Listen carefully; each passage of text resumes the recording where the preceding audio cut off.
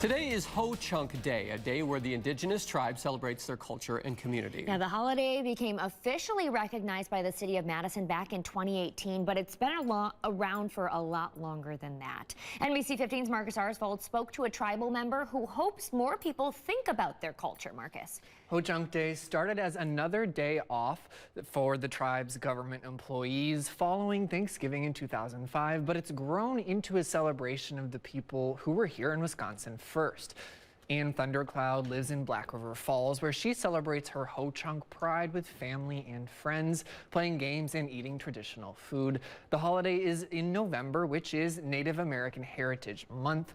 Thundercloud says more people should spend time learning about the tribe this month and understand their culture isn't a thing of the past. She says it's still thriving throughout the state.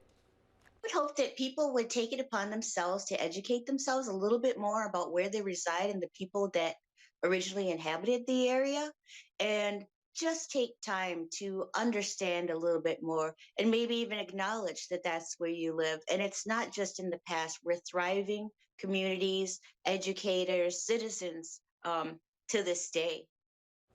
Madison Public Libraries are closed today to honor the Ho-Chunk Day, but they've got several events coming up to celebrate.